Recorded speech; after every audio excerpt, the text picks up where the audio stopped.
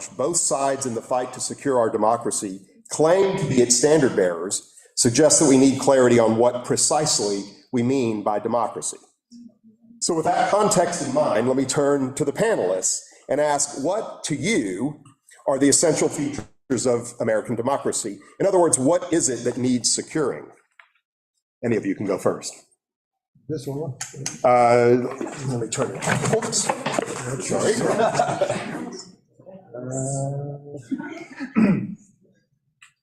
Well,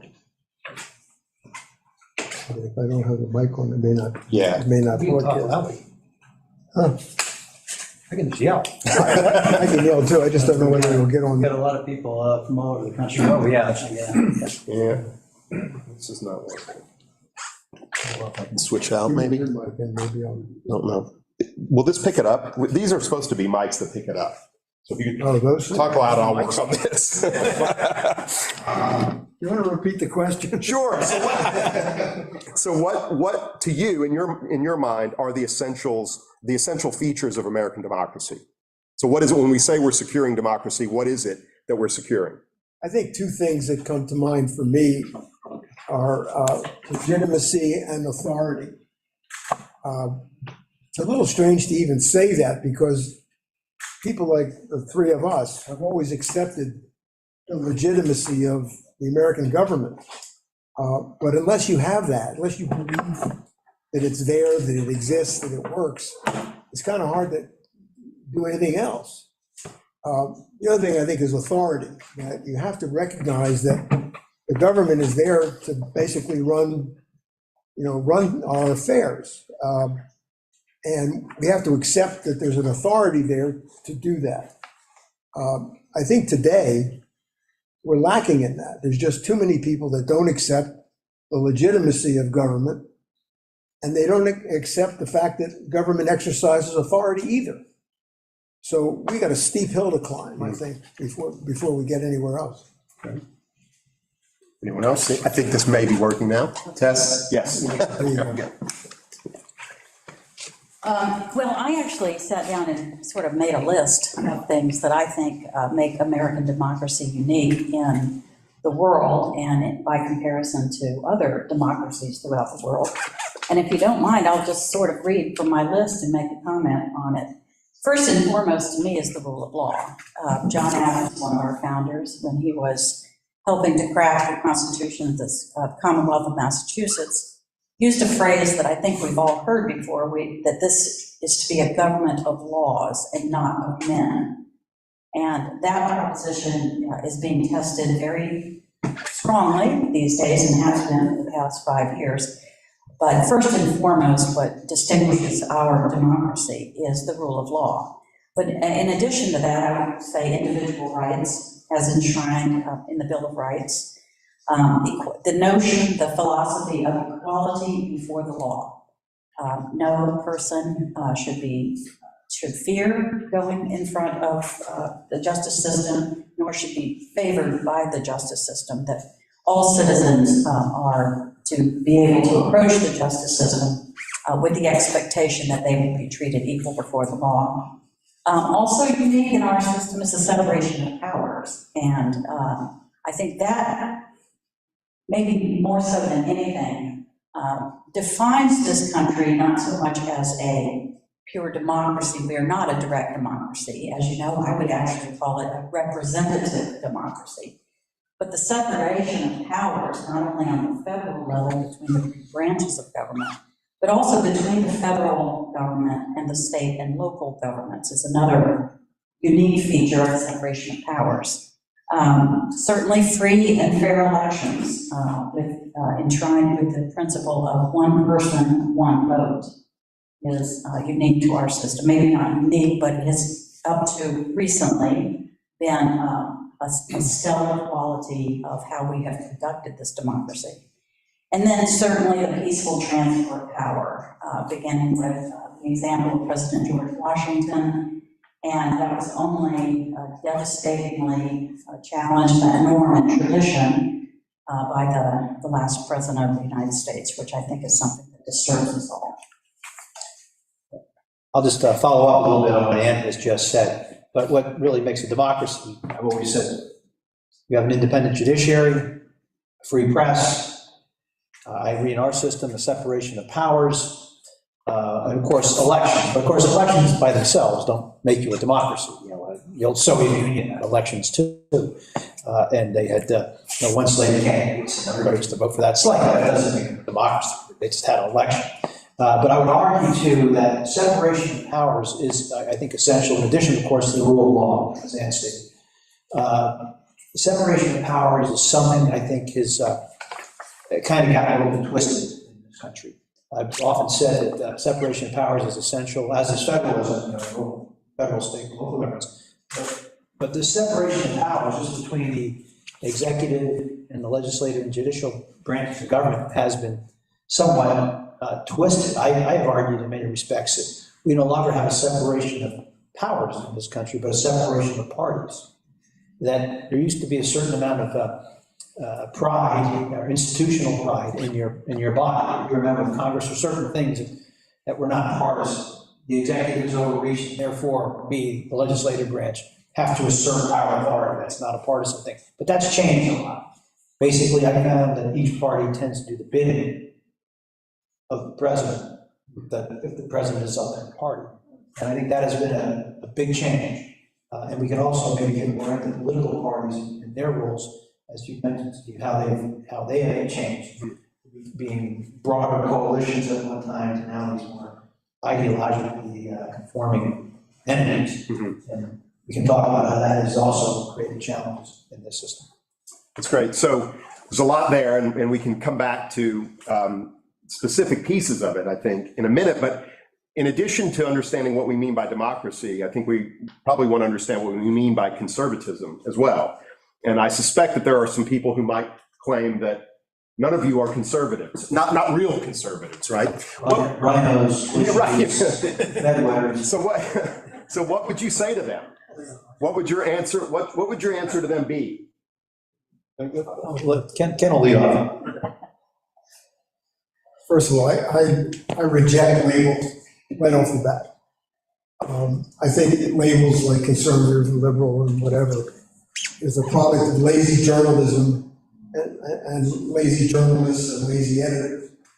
Unfortunately, they like to put us in a box. He's a liberal, she's a conservative, whatever. The fact is that I think all of us are conservative on some things, moderate on other things, and liberal on other things. So I reject being, placed in that box. And the other thing is that conservatism doesn't mean what it used to be. I mean, I go back in my days on Capitol Hill I would consider myself a Rockefeller Republican, if anybody remembers who Rockefeller is. I mean, that was my pedigree. But his brand of republicanism is gone. He was conservative on some things and moderate on some things and liberal on some things. So I think the definition of conservative is whatever you want it to be on any given day. If you look at today's Republican Party, which is where conservatives mostly hang out, I don't recognize their definition of conservative. It certainly doesn't track with anything that I ever believed in. I mean, the conservatism that I sort of was weaned on was free enterprise and private property rights and limited government, especially as it relates to the division of power between the federal government and the states, and the fact that the institutional practices ought to be ongoing and gradual. All these things have gotten thrown out the window, unfortunately, and I think at least my former party, and I am now independent, as is Ann, or at least in Pennsylvania, we are called no party because we don't have. It's funny, they have green parties and communists and other parties in Pennsylvania, but they don't have an independent line for us, and therefore we can't vote in primaries because of that. But in any event, the whole issue, I think, comes down to trying to have a consistent set of beliefs, whether it's conservative or liberal or whatever. And I think conservatives today do not have a consistent set of beliefs. And I think it's kind of hard to align yourself with people who are kind of all over the lot.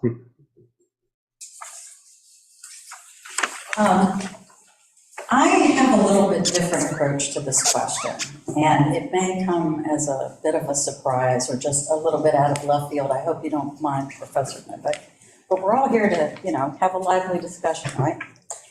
I wrote something about this today because I was really reflecting on it, and the idea of what does it mean to be a conservative? I'm approaching that question from the point of view of a cast of mind, not positions on issues.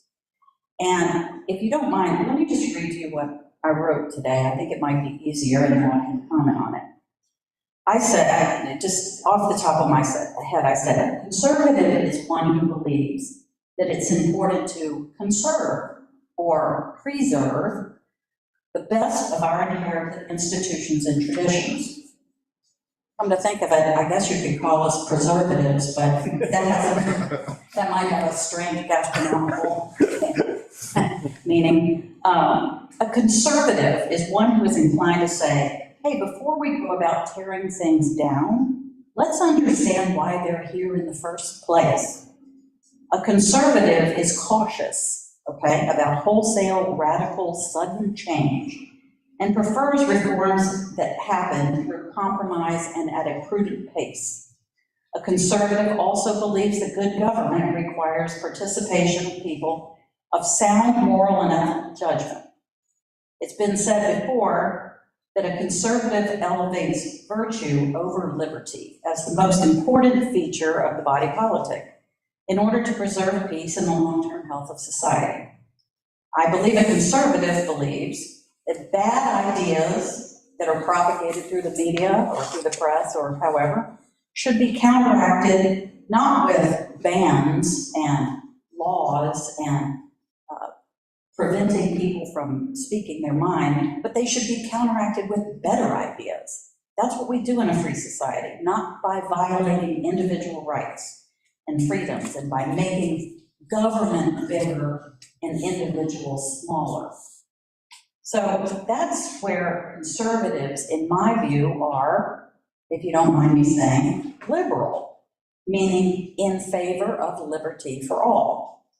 Now, in many ways, the term classical liberal and conservative are one and the same. But if you start talking about classical liberals, it gets all messed up in the words that we're using these days.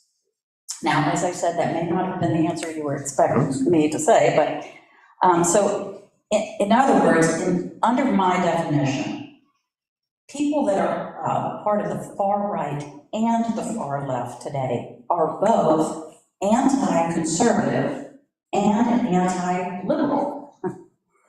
Neither one of those deserves to co-opt those terms for their dangerous and radical agendas.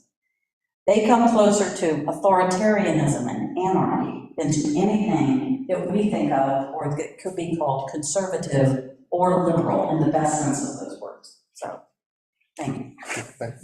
Just following up on what Ann and Ken have said, I agree with both of what they said, except maybe I'll state it a little differently. I think what Ann was just talking about is really like an Edinburgh style of conservatism.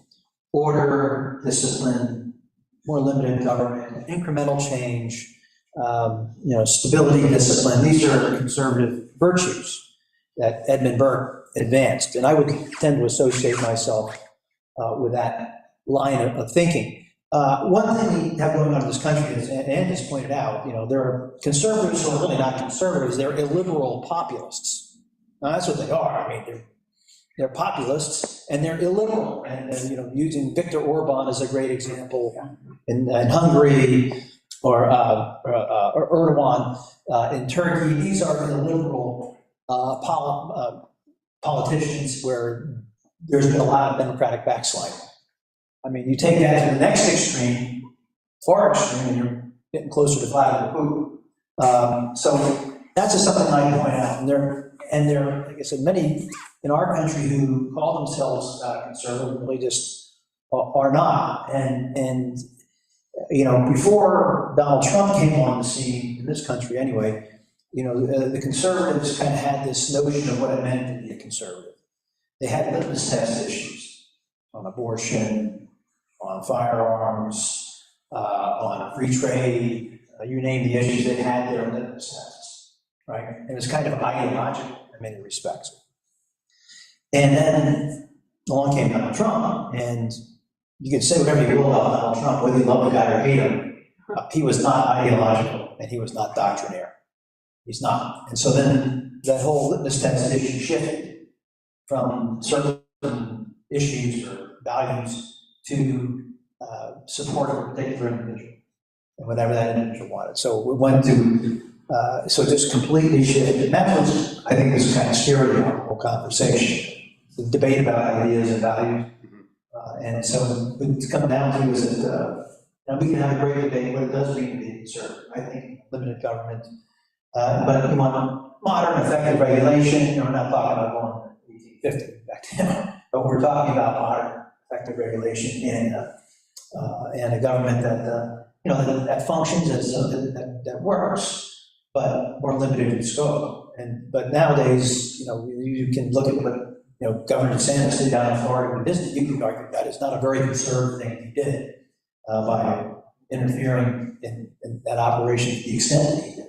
It's a populist thing he did, but not a very conservative thing. And for a lot of traditional conservatives, they might say, whoa, that's not something we would ever count as doing anywhere else. So again, I'm not sure, I agree with Ken, I'm not sure that these labels mean a whole lot anymore, because you're right, and the classical liberals and conservatives are pretty much one and the same. But in this country, when you talk about a liberal international order, I stopped using the term liberal all along, just because the rules-based international order, even though it's a liberal rules-based international, get rid of it, because in this country, people's idea of liberal is now progressive, even though in Europe, for example, those liberal parties tend to be free market parties and conservative, and they're not, free market, really conservative, and we don't have. We just don't know how to talk about these issues as well as we ought to. So that's just something I think we need to think about. One thing too on conservatism, I always like to point out, I did a lot of polling over the years in my own campaigns, and most of the people who we asked them, are you very conservative, somewhat conservative, very liberal, somewhat liberal? We didn't ask if they were moderate, because that's too easy for them to say. If they self-identify as moderate. But, most people have, they self-identified, most of them, somewhat conservative, which meant what Ken said, that a lot of people identify as conservative on some issues, but not so conservative on others. So from a Republican standpoint, a person might be for lower taxes, free trade, but might support, LGBT rights or some controls on firearms or something on climate change. In other words, they weren't pure on everything. That was always the problem. The Republican Party, we had these self-designated chiefs of the Republican Security Police telling us, if you didn't abide by all these principles, you were a rhino, you were a squish, or whatever. Okay, well, those guys have all kind of pushed aside now, as Donald Trump has come in the picture and all kind of thrown out the window. Those particular ideas. So you've hinted at this, I think, in your answers to both of the first questions, but what do you think are the major threats to American democracy today? I think that the major threats to me is kind of where I started with, which is people don't accept the legitimacy of government. You see it every day, and if you don't accept that, then you're talking about anarchy. And if you don't accept the decisions that government makes, then you're in the same road. And you mentioned the rule of law. I read an article yesterday apropos what's been happening with Trump. And this author defined the rule of law. He said that peacefully complying with the legal process, even when you are utterly convinced the underlying legal charge is wrong.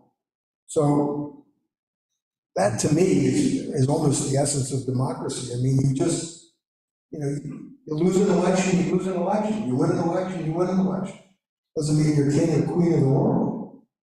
And I think too many people in this country have lost sight of that. What Charlie was just thinking about the other day. I teach a course at Temple University Adult School. And when we talk about political parties, people ask me, how do you view the parties? I said, well, I don't view them as parties anymore. I view them as tribes.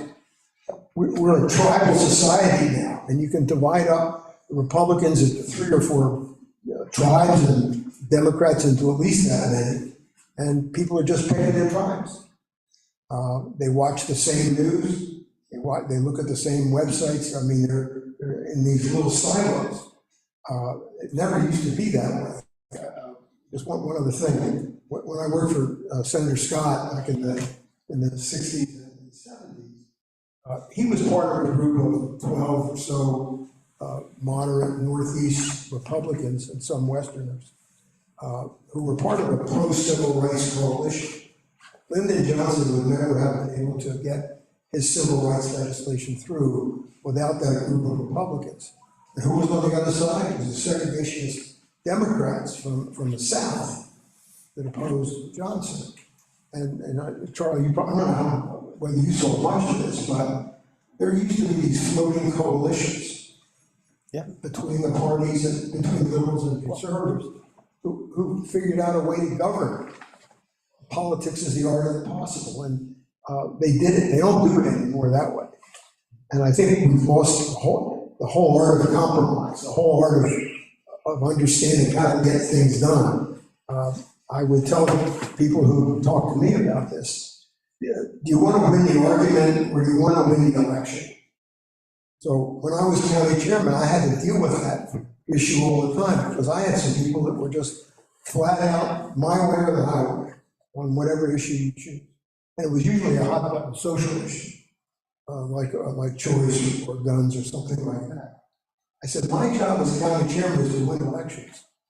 If I happen to win the argument and the election, that's good for me.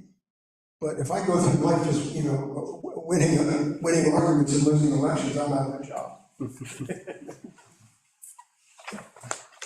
Well, once again, I've kind of made a little list, and Ken has hit on a number of things that I also, and I think we would all think of. The hyperpartisan environment that we are in right now is just a huge threat to democracy.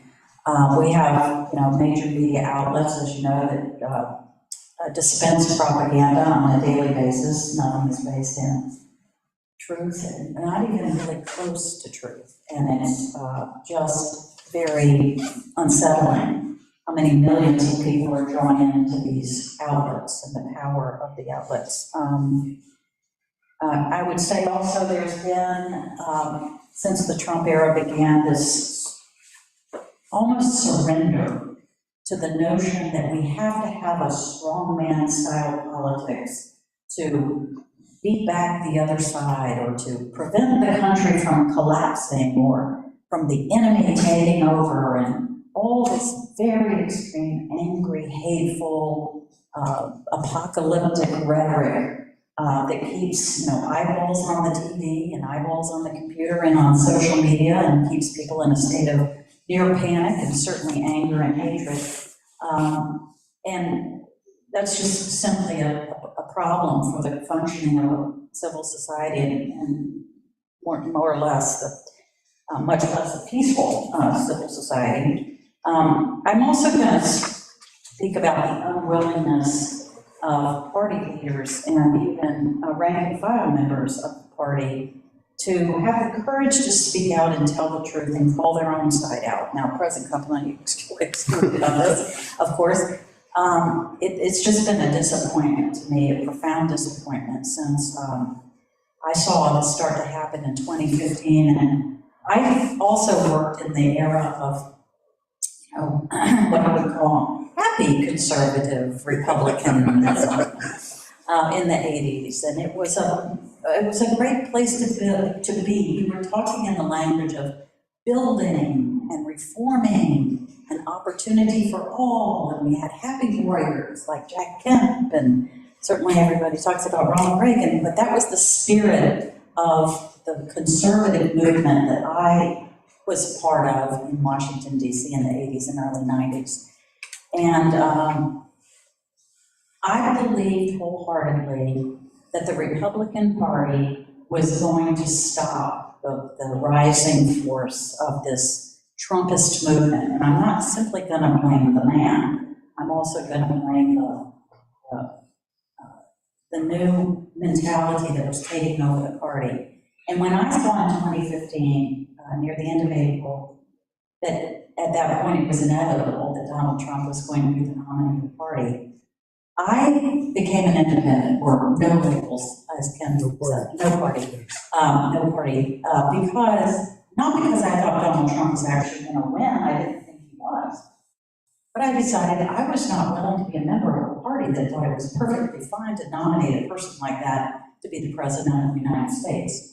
I thought it was wholly without qualifications and wholly without character. And I think that's pretty much been proven right. And now a comeback threat. So again, it's both the man and the movement that disappoints me and is a threat, in my opinion. Republican leaders have become used to defending the indefensible. And the other thing I wanted to mention was the conflation now of the American right with evangelicalism. And that they are one and the same. And I think that's been a very dangerous turn of events for both the Christian church in America and the good of our politics. And then, of course, the conflation of Donald Trump or any kind of charismatic leader like him with being something akin to a savior or a superhero or now a martyr. That very idea of elevating one person to a status like that is fundamentally un-American. Greatest threat to democracy is, I think, the fact that so many folks do not recognize the legitimacy of institutions. They fight institutions, and they also will not accept outcomes that they disagree with, whether it be an election or a judicial outcome. As I always said, we've gone through elections, we fight like hell. Sometimes you win, sometimes you lose.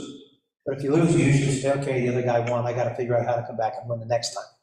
Nowadays, I wasted a lot of my breath on CNN and elsewhere trying to explain that the election in Pennsylvania in 2020 was not stolen. And I would say this to folks who I thought were intelligent. I'd say to them, well, wait a minute. Biden won by 81,000 votes. But the down ballot candidates, Republicans did pretty well. Like this guy, Tim DeFore, won the Auditor General race by, I think, about 300,000 votes, if I'm not mistaken. Woman named Stacey Garrity, Republican, won the Treasurer's race by about 100,000. I said, so riddle me this. How did Trump lose by 81,000 if these two Republicans below him win? If the Democrats stole the election in Philadelphia, like, why wouldn't they steal it all? I mean, and they would look at me and I said, by the way, there was only one county in Pennsylvania where Donald Trump did marginally better in 2020 versus 2016. That was Philadelphia County. In every other county, Trump did marginally worse. Even counties he won big, he still won a little less big. And so, and of course, he really lost as big in the suburban counties with Philadelphia. But nevertheless, the illegitimate people do not accept outcomes. They don't accept the legitimacy of institutions too often, whether it's the FBI, or the Justice Department, or the judiciary, or the state Secretary of State running the election. They don't accept that. And that is, I think, a big problem that we have. I'll just kind of pivot to one other little issue that I think is relevant to all this conversation. It gets back to where the political parties were being, broad coalitions versus to what they are today, very much ideologically conformed. This, I think, has had a very deleterious effect on democracy. When we had these coalitions, neither side could really jam the other because the Democrats, when they had the majority, they had a bunch of conservative Democrats, so they couldn't run all this very liberal stuff because they had elements within their own party that pushed back, not to mention Republicans. Same thing on the Republican side. They had very conservative members, but they had also more moderate, more northeastern liberal types, who were not going to be able to accept some of this. So you had to end up governing by coalition. And so there was this, it forced some level of cross-party cooperation. That's we've lost a lot of that. We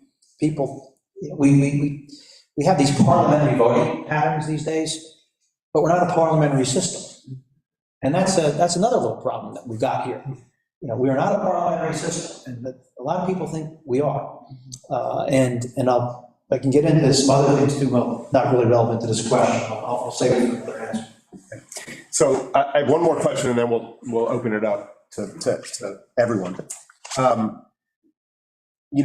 Charlie, you were mentioning trying to convince people that the election in 2020 wasn't rigged. I think most of the people who think it was sincerely believe that, and that's because they listen to political leaders, they listen to certain media outlets, and it's similar to the big news now, tomorrow's arraignment of the former president, and lots of critics of the indictment actually think that that's a violation of the rule of law rather than an example of the rule of law where no one's above the law, and so even a former president can be. There's a huge gap between sort of political realities, people's understanding of the facts about politics today. How do we address that huge gap? Let me just address that one point. All of us have been involved in elections for years, local, state, and federal. They're not perfect. They're run by people like you and me. The federal government does not run our elections. The counties run the elections. And then when you get down to the municipalities, it's people like you and me that sit behind that table all day long. I've never seen an election that I've been involved in where votes were stolen. I mean, so this whole business of election denying is just so utterly outer space for me because I've never seen it. It goes on in Philadelphia, but in a minuscule way. You probably remember the state senate race. Mark Stinson, 1994. And Stinson. I mean, that election was stolen. And the judge threw out the guy who allegedly won, and the other guy. The Lancaster judge. Oh, is that who it was? But Newcomer. I was for Clarence. So if people can't accept the outcome of an election, I mean, it's Katie bar the door. And I think, when you strip it all away, election denying is a huge, huge threat to democracy, because as Charlie said, and I said earlier, you got to accept the legitimacy of government. Now, having said all of that, our elections in Pennsylvania are not foolproof. And the legislature in Harrisburg has done a lousy job in trying to clarify these conflicting rules between counties. Every county has a different rule about drop boxes, or whether you can cure the ballot, or whether you can canvass before the polls close. And so there's no wonder that the election deniers take advantage of all of these inconsistencies. They see that's what goes on. That's how they steal the votes. That's how they do this, or that's how they do that. I would hope, and Ari and I have been talking about this, that I would hope that the new governor and his secretary of state, who's a really good guy, and the General Assembly, if they can ever figure out how to do it, get together and try to clean up some of this mess. Because there's too many, and throw in the court decisions as well, which are conflicting. So God forbid you're an election official sitting at that table at 7:30 at night, trying to figure out how do I count this vote and count that vote? And is this a provisional ballot or not? It wasn't signed, it wasn't dated, it wasn't this. So almost every level of government is at fault. The judicial branch, the executive branch, and the legislative branch. And they need to figure this out, and they really want to do it soon, because this whole election denier business is taking root in this country among certain populations. And when that starts to happen, any election that we see, you're going to say, well, of course, it was stolen, it was rigged, it was this.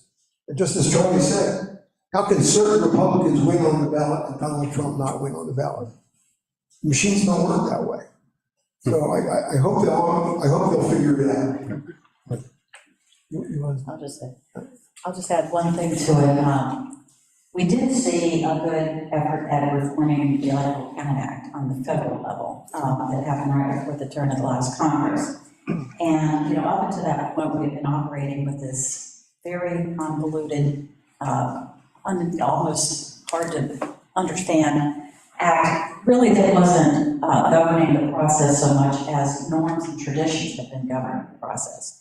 Well, when it came right down to it, and there seemed to be a national crisis over whether the vice president had the authority to throw out, the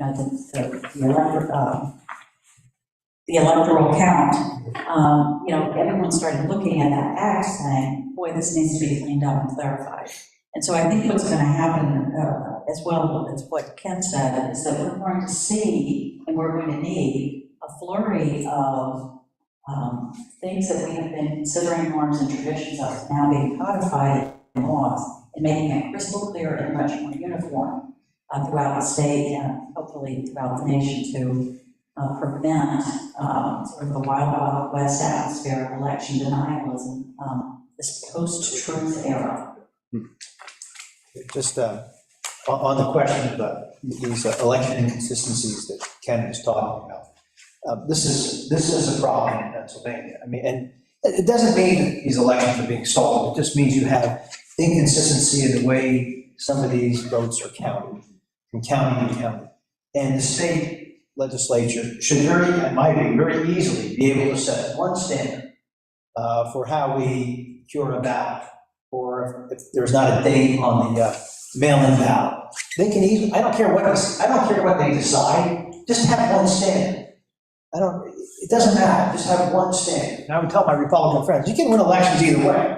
If they count those votes or they don't count them, it's energy and anger. That side that has the energy and the anger usually is the one that turns its people out. It really doesn't have to do with the method of voting. Like Trump was running around for years saying mail-in voting was bad, it was corrupt. Except, somebody forgot to tell him in Pennsylvania, Republicans were better at mail-in voting, absentee voting for years, had a much more robust program than Democrats ever did. And why would you? The real voter suppression in 2020 was Donald Trump telling Republicans not to vote by mail. Amen. I'm serious. He might have cost himself the election. But the other thing is about the Electoral Count Act. And this all stuff that sometimes we tend to blame Trump for too many things. I don't think he is the cause of a lot of these problems. He's a consequence. So I often say he's more the consequence than the cause. He's an accelerant. Like he's the gasoline on the fire. The fire was maybe already smoldering. And you point out, when I first came to Congress, I was elected in '04, but the first vote I ever had to put out was to certify the election of 2004.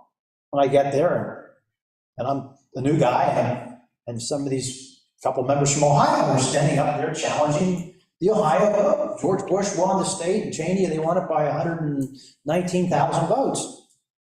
And they're trying to throw out the Ohio vote to turn the election. I said, boy, this is really odd. Who are these screwballs? This is just weird, And I thought, okay, we did this, and we batted that thing away in about a few minutes, and then I said, okay, well, welcome to Congress. Boy, this is really, this is kind of different. I said, that takes a lot of brass to do something like that, but, okay, I guess that's the thing they should do. Electoral Count Act. I helped bring Yuval Levin in to meet with a congressman. He's the guy who wrote the articles about some of the big essays about how to reform the Electoral Count Act. They did.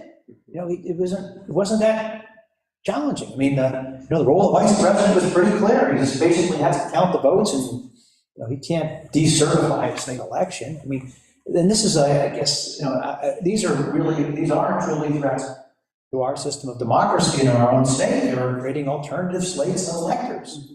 They're going to meet in some restaurant or bar and saying, hey, we're electors, and we're going to. Who granted them the authority? We could all go sit, go down to the brewery over there, and call ourselves electors, and we'll declare a winner, and that's kind of neat, isn't it? But I mean, the problem is it's not constitutional, and it's not legal. But this is what you're dealing with right now. A lot of people think they're self-appointed experts, and again, disrespect of institutions, norms, and traditions, and this is what you get.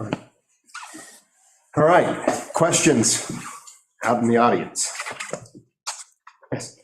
I hear a lot of description of the problems and what are the symptoms of the problem.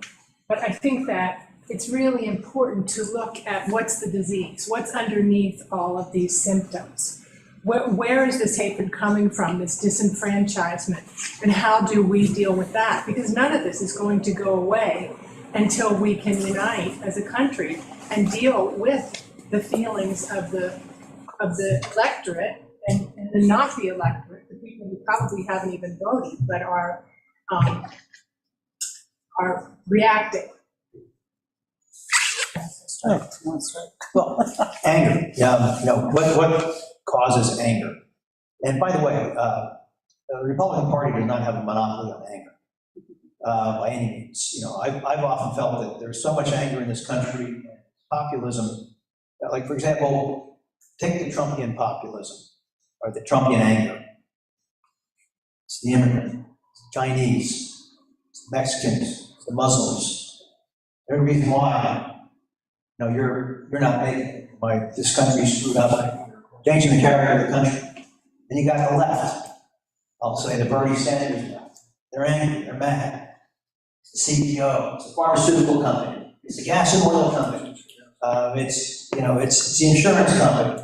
It's basically all the places where my constituents work, more or less, who weren't in government or in leadership. And so this anger, it's economically based. It's the rich guys, the CEO. You know, they're the ones that are splitting. And so this anger, Trump and Sanders are just two different sides of the same coin. They both appeal to anger, one on a cultural level, one on an economic level. But it's all anger. And they try to gin people up. So bottom line is, I mean, what's the answer? I think it's, in some respects, it's government actually, you know, delivering at times, doing things like Ken said, even small things, just straightening out how we're going to have elections. I mean, there's, you know, the Electoral Count Act. I mean, that was a very positive thing that occurred last year. Very important. I mean, so there are some changes that they made. And I would argue getting back to just doing things on an incremental basis, when I say incremental basis, a bipartisan incremental basis. The problem in the country too is when one side has full control, they try to jam something through. Those reforms then are not durable or sustainable. The other side doesn't accept them as legitimate. If you want to have legitimate changes, if you want to have durable, sustainable changes in this country, they almost have to be done on a bipartisan basis. Otherwise, continue to have this, you know, back and forth between the two tribes. And the only thing I'll say on tribalism brought up, I was elected in 04, in 05 I go to Iraq. The war was declared a few years before I got in. And I'll never forget speaking to some Iraqi. And yeah, he was some administrator. And he said, no, you Americans are all kind of messed up about this war and, you know, why you got into it. And he said, well, you know, just want you to know, we have stability in this country. It was the stability of the masters under Saddam Hussein. So don't feel badly that you're here. And he said, you know, but when you guys say that we are tribal, we Iraqis, Sunni, Shiite, Kurd, you know, we look at you, we think you're tribal. Republican, Democrat. This is 2005, this guy's saying. You notice our tribalism like that. You know, we were always talking about tribal society. They think we're every bit as tribal. Mm-hmm. Can I just follow up here? You said the state, we should reach this state where we can talk to each other and all that sort of thing. But how do we get there? I think that was her question. We got this problem. How do we get to the solution? Well, it comes back down to civility. I mean, How do we get it's civility. Look, see, here's, I guess, I'm sorry to dominate this. I'm sorry. Look, the only thing I'd say is, when I got elected, you know, when I was elected, and I don't want to speak for anybody else, I got elected, I was representing a community. I went there to do something for my community. I accepted the fact that there were people who were going to be in the body with whom I did not agree. But I accepted them as legitimate, honorable people. That we can disagree, but we can still be friends, and we can like each other, we can still do things together, but we didn't have to agree. And I think what's been lost is that now, you know, we demonize all of our opponents. They're not the opposition, they're the enemy. And when they're the enemy, that's a problem. And I think until we get back to the fact that people have to not be afraid to interact with people of the other party, that's when we're in a better place. But now, I mean, it's very hard to have those conversations too often because you'll be tortured by some of your own supporters, thinking that you're now a traitor, a capitulator, or a surrenderer. I mean, this whole notion of compromise, if you're going there not to compromise, if you think you can go to Congress or the legislature and never compromise, you're in the wrong business. I mean, that's what you have to do. The whole country was founded on a compromise. You know, the Constitution. I mean, Ben Franklin created the Senate. Every state gets two members. I mean, these were compromises that were made to enact this Constitution. so people say they don't want to compromise. Well, again, wrong business. Charlie used the word anger. We've become a very intolerant country, and people will not accept the diversity of opinion anymore. And until people start to recognize that there's another point of view out there, and it may not be agreeable with you, but it's a legitimate point of view. We've lost that. We've lost that. So it's anger, it's intolerance, it's the refusal to accept another opinion. And back to something Charlie said before, Donald Trump is the accelerator to this problem. These issues were always there, but he capitalized on it in a very negative way. If you interview, as pollsters do, people in rural America and then people in urban America, there's two different Americas. And the people in rural America think they've got screwed over the years. And all the money and all the power and all the prestige and all the universities and all everything resides in that other half of the country. And so when Trump stood up and said all these things that he said, people say, yeah, right on, this is what I believe. And that's where the anger comes from, that's where the intolerance comes from. We just got to lower the temperature. May I ask, isn't that democracy at work? It's the voice of the people, that's what democracy is, the voice of the people. There's a limit to democracy sometimes. A limit on democracy. Yeah, I mean, your freedom, Ruled by what? your freedom ends at the tip of my nose. I'm sorry? I said, your freedom ends at the tip of my nose. You can do anything you want, but don't hurt me. I don't have any problem with people talking to each other. The fact is that they won't talk to each other. Republicans don't marry Democrats, and Democrats don't marry Republicans. Try to go to one of my holiday dinners and listen to my family. I mean, it's hell to pay if you take a position that they don't agree with. I consider, we were talking about who's moderate, I consider myself a raging moderate.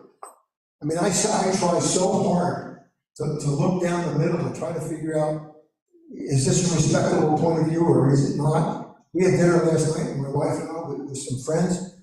She was so doctrinaire about everything, I just couldn't get through to her. We were talking about the last 7 election in Pennsylvania. We were talking about John Fetterman and Dr. Oz. Well, she said, how could somebody come in from out of state and run for the US Senate in Pennsylvania? I said, you mean like Hillary Clinton? Well, she said, well, that's different, I don't live in New York. That's what we're dealing with. People are just unwilling to accept another point of view, unwilling to accept that there's any rationality in their own view. And I don't know how you get that. If I could just ask one more thing. Then, if this is the state of affairs, and you all agree that this is the state of affairs, right? What's the next step to make the country work better? What's the next step? I'm going to try to give a practical answer to the question that you're asking. I think it's all of our jobs to work on the business of shoring up the institutions of democracy in this country. And that means getting back to knowing your neighbors, talking to your neighbors. That's where it begins, and in your own family. And also getting involved with some of these newer movements where we're trying to have serious conversations about solutions, like Keep Our Republic, like another organization I'm involved in called Principles First. There are new institutions and efforts sprouting up throughout the country where like-minded people who are concerned about the dangerous political place that we are in right now, it's happening. And if we fall into despair and say there's no solution, and maybe we're at the end of democracy, well, we've given in to the same impulse that is trying to be propagated through the most extreme voices of the parties now. So I just encourage you, in my little small way, I've been, trying to use a little local megaphone for some years, speaking out, writing some editorials for the paper, having some courage to put myself out there as a person who is trying to call out my own own side.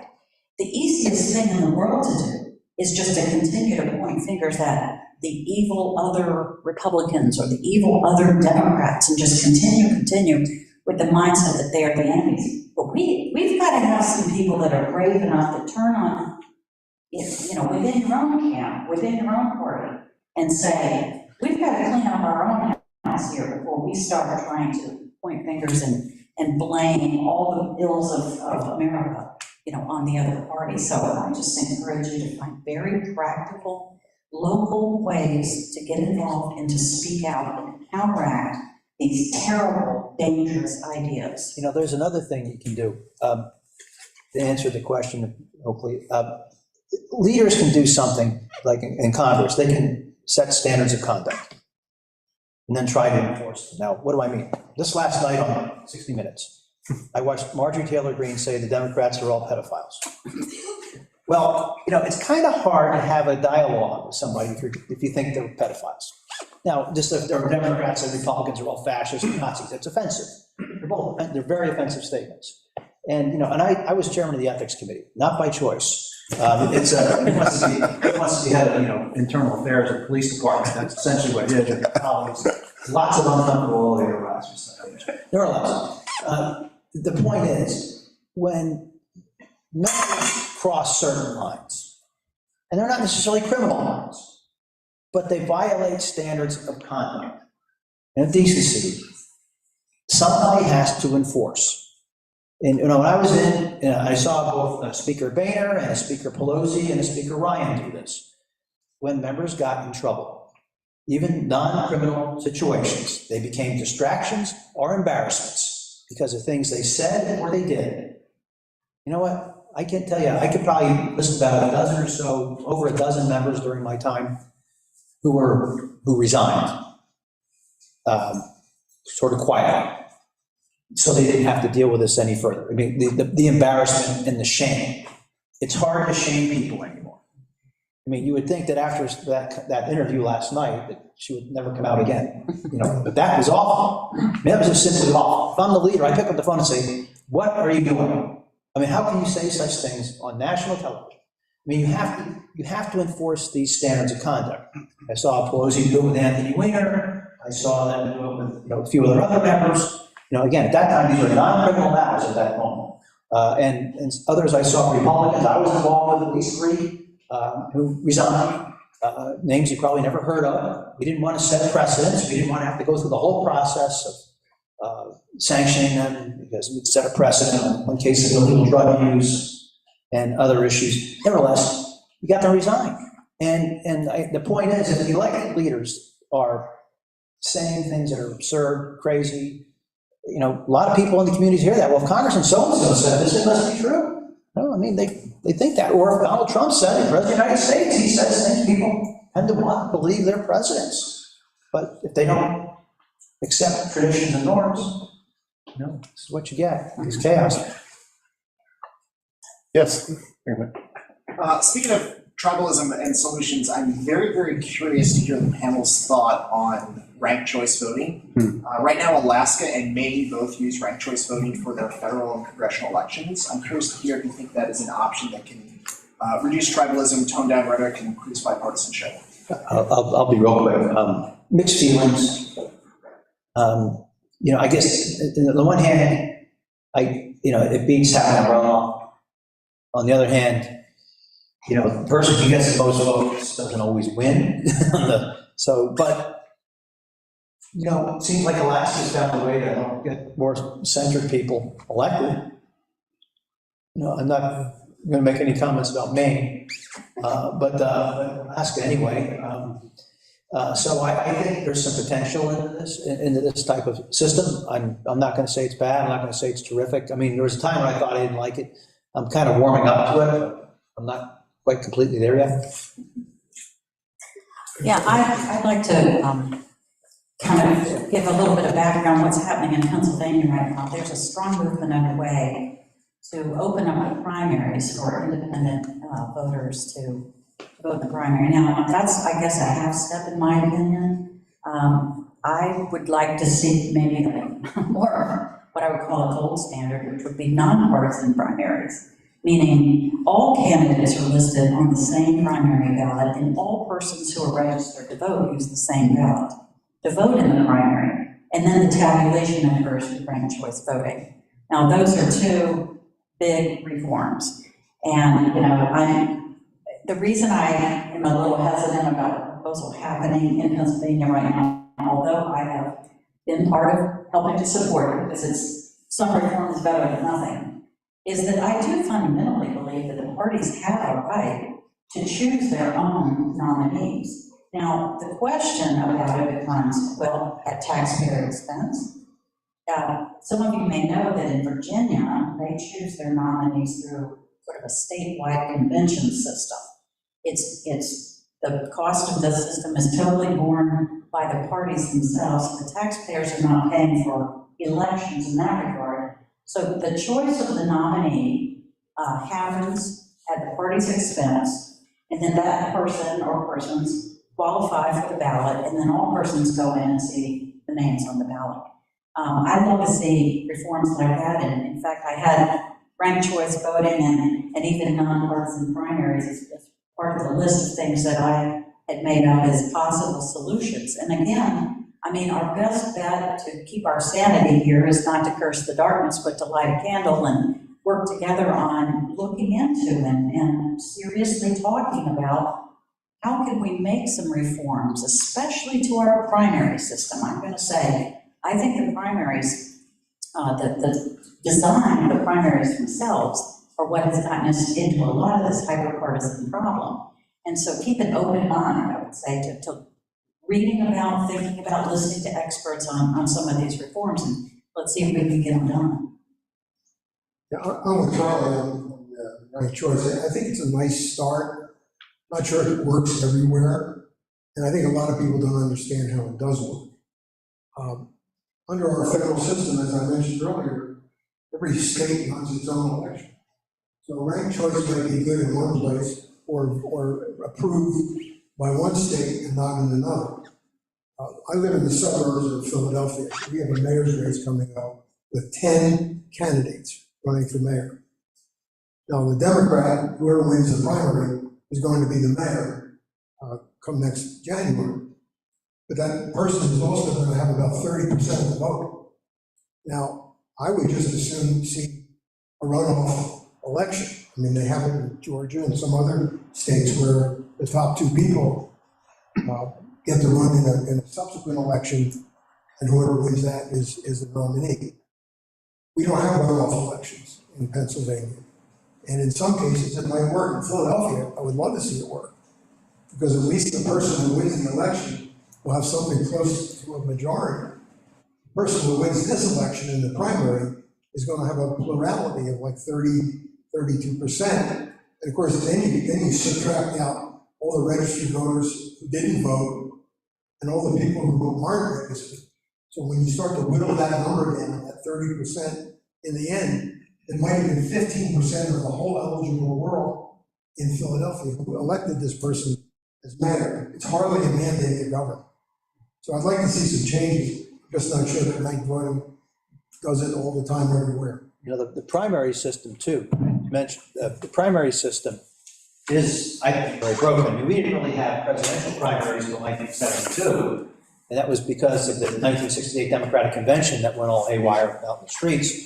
And then the Republicans essentially adopted what was a Democratic Party reform. Now, I can make a case that the Democrats really made a terrible mistake. I mean, when they first, okay, we're going to bring this out, who did they not? George McGovern. You want a whopping, one state? I mean, it didn't work. But I guess the point is, parties should select their candidates. Now, where I maybe disagree slightly with Ann, she talked about like Virginia having these conventions. Ordinarily, in a more sane and sober world, I think that might not be a bad idea, but I don't feel like I'm living in a sane and sober political world right now.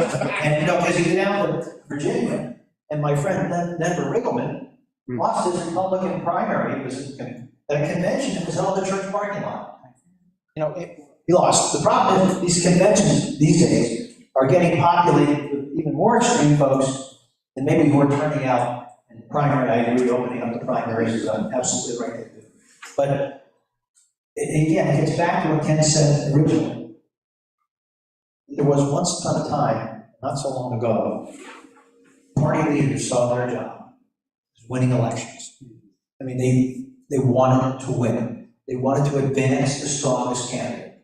I often find these days that is not at all the case that's happened. This look, I mean, Pennsylvania probably would have nominated Oz. You know, they certainly would have nominated a guy like Herschel Walker. You know, Mastriano. I mean, geez, I mean, come on. I mean, you would have never, if you had party elders, not that I'm going back to the smoke-filled room, but you had party elders, people who kind of look at the field and say, we have to help condition this thing a little bit. We're not supposed to be Switzerland. And that's what drove me crazy in Pennsylvania in the Republican primary for governor last year. Yeah, no But was it 10 people running roughly? No endorsement. No endorsements. Then 10 days before the election, they said, oh, we need to winnow out this field. Well, you know, kind of a little late for that. They came in and I said, oh, yeah, they're being Switzerland. And I said, well, that didn't stop Trump from putting his big fat butt on the scale. She did. So at some point, party leaders have to lead and they have to advance electable candidates. Otherwise, you know, I mean, Republicans have lost so many winnable seats in recent years at the state and the federal levels. I mean, at some point, you know, losing is going to get tiring, and maybe that will force some reforms, because at the end of the day, you want to be relevant, and winning makes you relevant. Yeah, I mean, I think all of these points are important, and they have something kind of in common, which is that counterintuitively, some of the answer may be strengthening parties. And I think people think that parties are the problem because there's so much partisanship. But strong parties can decide whether somebody like Donald Trump gets a nomination. A strong Republican Party would never have nominated Donald Trump. And the list of candidates that Charlie mentioned. So there are lots of ways to do it. But however we could strengthen parties, I think we ought to, although that is a very unpopular position because people look at parties and think they're the problem. See, the other thing, let me just mention about that. Parties are not what they used to be. Candidates can raise their own money now. Right. I mean, Trump raised $4 million on an indictment. Imagine that. I mean, with the click of a mouse, $1 or $2 and raise $4 million, literally overnight. So you don't have to go to the political party anymore because with super PACs, your own PAC, online contributions, small dollar contributions. A lot of people say, I don't need the party. I just don't need them. I'll raise my own money, my own way, and they're going to have to follow me. I'm not going to follow them. You can monetize crazy. Look at Marjorie Taylor Greene. She's raising gobs of money. I bet she raises a pile of money off that interview last year. Absolutely. Yeah. Couple more questions. Yeah, Dan. Is there a leader in either the Republican or Democratic Party that you see like sitting in office now that could unite the country and like kind of put like bipartisan conversations back to the table and less partisanship? Well, I'll speak for the party that I used to belong to. No. I mean, they are scared to death of Donald Trump right now. And until he leaves the scene, you're not going to see any profiles of courage from these people. I heard Asa Hutchinson this morning, former governor of Arkansas. I didn't know much about him, a little bit. He had 2 jobs in the last Bush administration. He was a House member. I don't know whether you served with Asa. Briefly. Yeah. 2-time governor of Arkansas. He called on Trump to step aside. The first Republican to do that, and he's running for president. So good for him. I mean, I listened to him and I'm saying, God, we found the same Republican out here. Now, obviously, he'd have to get elected president before he could exercise any kind of authority over the political party. But as long as these people are lockstep with Trump and scared to death of saying or doing anything to get him angry, so my answer is no.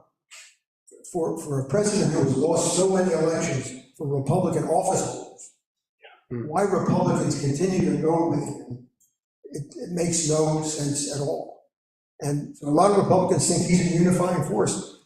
Well, show me the results. Show me Pennsylvania, show me Georgia, show me any number of states where his candidates lost because they were too far out. I can't speak to the Democrats, but I don't see much there either. There's something refreshing about resigning from a party that you've belonged to your whole life. Because all of a sudden, strangely enough, your mind gets opened to many different possibilities that you didn't allow yourself to really consider before. You don't have to swallow an agenda whole or defend a party agenda whole anymore. And that's exactly what's happened to me over the past 4 or 5 years, and it's been a good thing. I believe that we are going to have a fundamental realignment of political alliances in this country. I don't know what it's going to look like, but it's something in the realm of a uniting of the center left and the center right, center left to center right. Whether that's a third party, I know that's always a fantasy, and I've tried to put some work into that too. I don't know that we're there. Or whether it's just simply a big realignment like we saw in the 70s and 80s in the South, where many people who had been generational Democrats changed their parties to join the Republican Party, which, the part of the Southern realignment, if you will, or what have you. Maybe something similar is in the works where center left and center right and even former Republicans join the Democratic Party and create a if you will, conservative coalition within the one party that I believe is behaving like a normal American political party now. I'm open to that idea. And I don't know that I would have believed those words coming out of my mouth about 6 or 7 years ago. But I'm open to all kinds of ideas now, and I think we need to think along those lines. In terms of a certain person who might emerge, I've got my fantasy candidates like Mitch Daniels, Condoleezza Rice, Abigail Spanberger, Liz Cheney. I just talk about profile and courage. I just cheered her all the way. She gave up everything. Now, I do believe there's a comeback in the works there because she happens to have a last name Cheney. But I just thought she did a tremendous thing for our country. So I'm looking at candidates like that who haven't just been wishy-washy, capitulate, now I'm anti-Trump, now I'm for Trump. Chris Christie is on his maybe 30-second iteration of now being back to being a never Trump. I can't figure out what he is. No, I agree with Ken. Right now, I'm not hopeful about the current crop that we keep hearing about, but, things change. Remember that we had all but elected President Scott Walker. We had all but elected, President, what was his name from Tennessee? The senator from Tennessee? The actor, I'm sorry. Yeah, the actor. Fred Thompson. Fred Thompson, thank you. There's these, moments in the sun, these flashes in the pan that happen, and right now it seems to be, Ron DeSantis, but his numbers are falling, but, he seems to be the it guy, but, these things can change quickly, and I just say, let's keep out some hope out there for a broad realignment and get the center really lead the country again. On the question of realignment, I would argue that it's pretty much already happened, or it's been happening, and it really accelerated during the Trump years, where the Republican Party now has really become more of a working class party. And I'm not making a judgment, I think it's just what it's become. Where before Trump, and I would say much of my lifetime, the Republican Party tended to have more college-educated voters. That tended to be that way. Democrats, less so. That has completely flipped. That's one thing that's flipped. And you might have argued, too, that back in the old days, Democrats would say Republicans were a plutocrat party, a lot of plutocrats. And well, now you can make a case for those plutocrats are now in the Democratic Party. And so it's a much wealthier part of the Democratic Party than it had been. Look at the highest income congressional districts in this country, they're represented by Democrats, almost overwhelmingly, not Republicans. And so there has been that change. So there's been this fundamental realignment. I don't think there's one person who can fix this. I mean, I can tell you all the problems the Republican Party has in terms of, we've become a bit too rigid, socially intolerant, certain party. I think it's had a tremendous negative impact on the party. The Democrats, on the other hand, they have problems too. Their scene, basically is at least in industrial and agricultural America, as very hostile and condescending. Very big problem for the Democrats. Like I said, that Bernie Sanders Democrat, when you go out there and you complain about everybody who works in insurance and pharmaceuticals and oil and gas and every other industry where a lot of people work, middle America, across the country, they kind of feel like, they don't like me that much. I like what I do. They think I'm dirty. Because I make loans to somebody to buy a house, and I thought I was doing something honorable. But I'm developing a pharmaceutical drug. I think I'm helping humanity, but geez, they think I'm all but a criminal. And so that's a problem the Democrats have. It's a very big problem. The flip side of that is the Republicans have to show that they're more tolerant with a lot of segments of the population. These are not small issues that need to be confronted by both parties. Now, the center-right, center-left situation, this group No Labels is out there right now trying to secure ballot access on 50 states for some kind of a blended ticket. Like I'm going to say, not saying they do it, but a Manchin, Hogan, or Hogan Manchin type ticket. Well, that has some appeal. It's freaking out Democrats right now. They think this is going to totally blow their chance. Well, I'm not so sure about that. This means I think they don't have a whole lot of confidence in their candidate, maybe.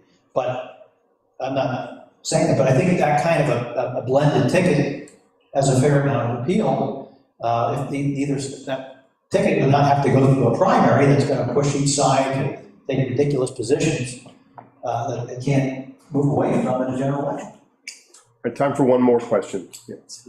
First of all, as a former election director in a neighboring county, I want to say thank you for your comments. And for those of you who want to get involved, become a poll worker. If you think there's something wrong with elections, get involved, please. On that note, Pennsylvania Leadership Conference met over the weekend. Straw poll of 180 Republicans. 7 out of 10 said we should only be electing or putting forth candidates with strong conservative principles. They are very rigid. 30% said we should allow some have a little bit of compromise and work with the other side. What does that mean for conservatism going forward? Ann already answered part of the question. Does that create a third lane for the non-affiliated group to step in and fill that void? Well, if the 30%, if it's only 30% that wants a diversity of opinion, the 70% wins. So I'm not sure how you figure that one out.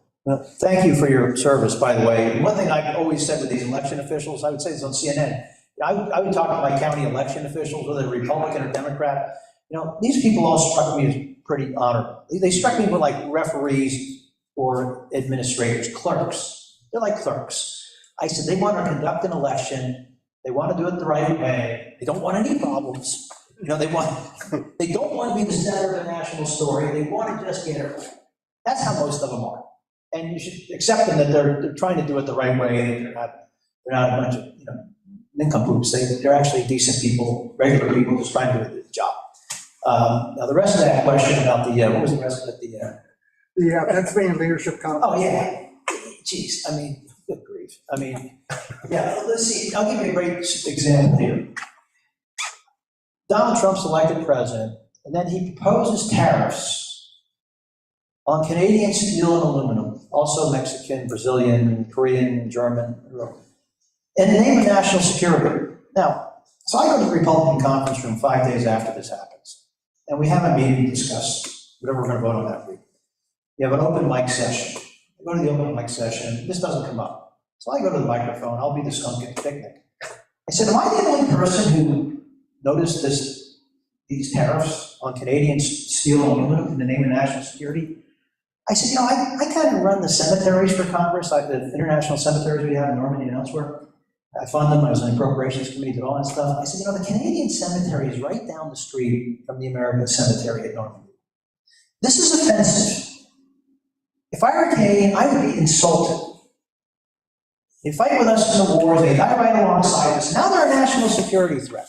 I thought free trade was a hard principle, a real principle.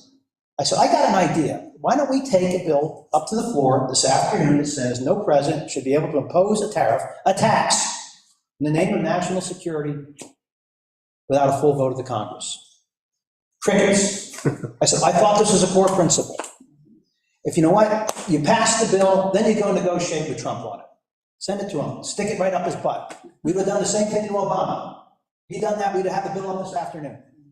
We should do the same thing today. But they didn't want to protect the institution. I said, so this is not a core principle, because this is outright absurd on every level. But principle goes by the wayside when you're afraid. I said, this is nothing to be afraid of. You can pass this thing with overwhelming support. Just do it. But fear, I mean, there's a lot of fear out there. I mean, that's how you know what? And Trump wouldn't have been able to fight it. I said, we could have had Democrats with all voted for it too. We could have passed this thing. And they said, and what's he gonna do when 350 people vote against it? And all he got is Jim Jordan and a few others. No, that's what they do. Well, it's very telling that the Republican Party is now operating with no party platform. Yeah. Which is further evidence of its abandonment of anything that we could consider core principles. Now, all of a sudden, they're chirping again about fiscal conservatism and all that, and just something to laugh about. But you know, here's the problem.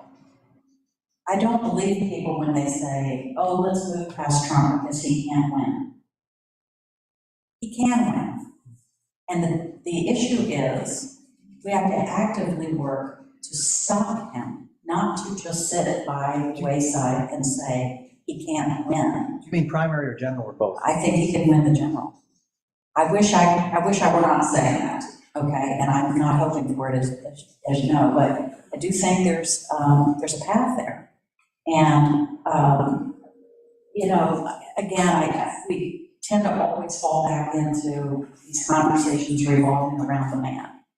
But the movement is strong enough, and you know, when it comes down to just those 3 states, really, that little circle, that Wisconsin, Michigan, Pennsylvania situation, in terms of the electoral map.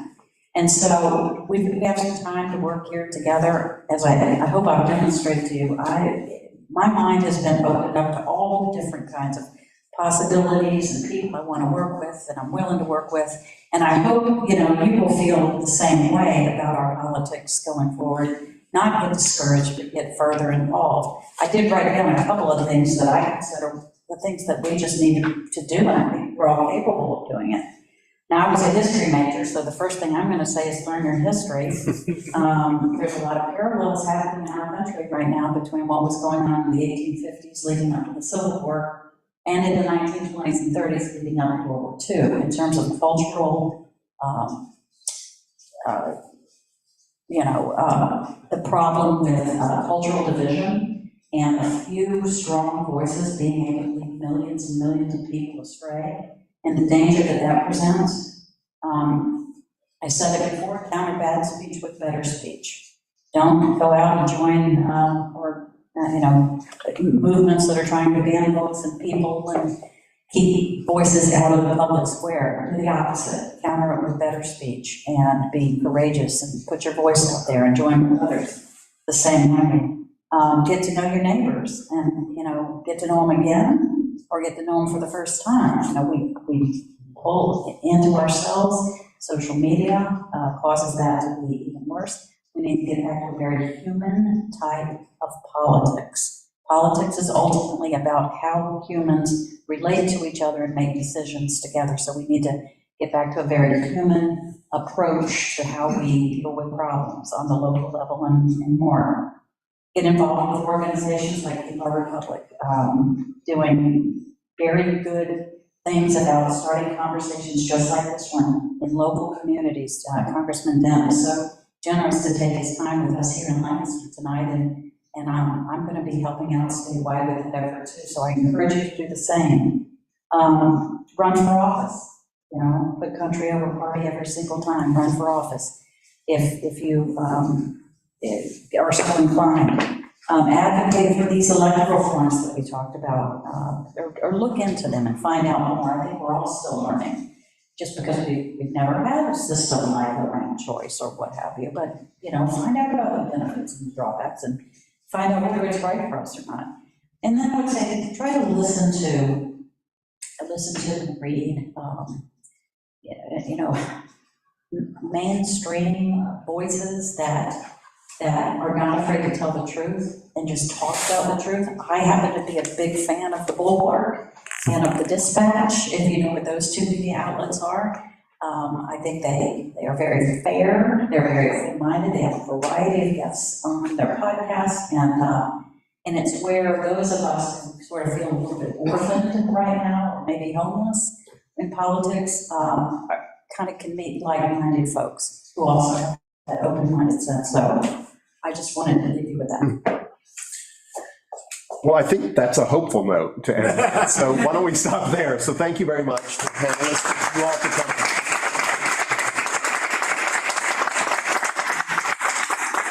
Thank you all for coming.